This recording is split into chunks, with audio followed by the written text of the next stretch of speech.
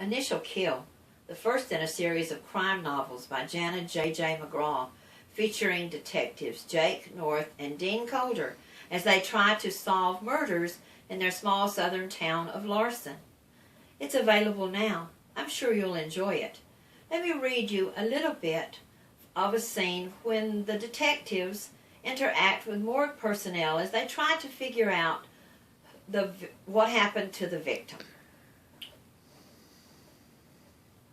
Dr. William Harvey stood with his hands behind his back by the stale autopsy table. He was staring intently at the body laid out before him. He looked like Einstein pondering an equation.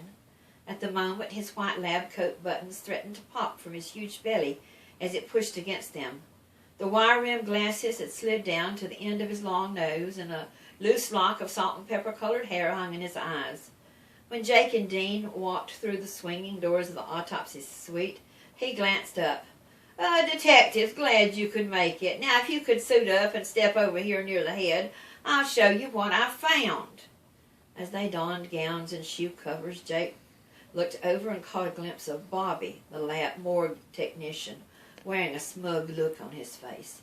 He put the x-rays of the victims up on the viewer and then turned his back to them. "Our victim here is in her late 40s, Dr. Harvey began. Height, 5 feet 9 inches, Caucasian and well-nourished. I've already done the photographs and x-rays and fluid draws. When I was beginning my visual exam is when I noticed something odd. Oh, and before I show you, I went ahead and requested the dental records for the woman in question so we could compare to our victim." "Oh, but what did you find that was odd?" Jake inquired. "Look at the face," Dr. Harvey said. "Notice anything out of the ordinary?" Jake leaned forward and glanced over the ruined face and then arched a brow.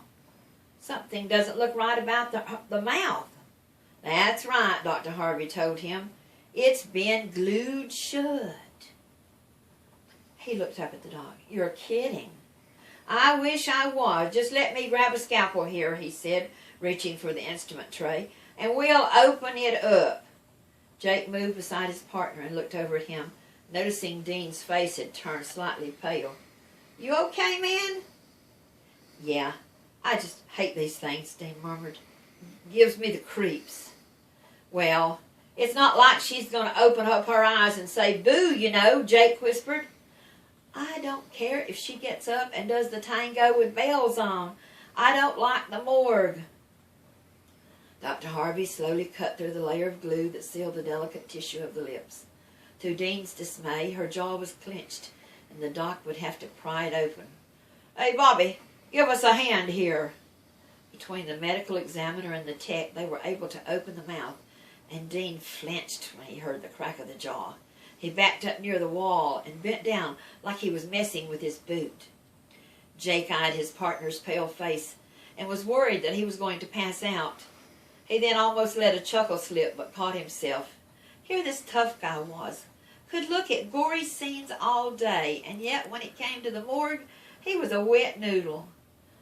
"Well, what do we have here?" Dr. Harvey said as he grabbed a pair of hemostats off the tray, reached into the mouth, and withdrew an object. "What is it?" Jake asked, stepping closer. "It looks like a small scroll tied with a bright yellow ribbon," Dr. Harvey answered with a crisp brow. He undid the ribbon, and the item opened. Want to know what it was and what happened next? It's all right there in Jana J.J. McGraw's first novel, Initial Kill. I'm sure you'll enjoy it. It's available now.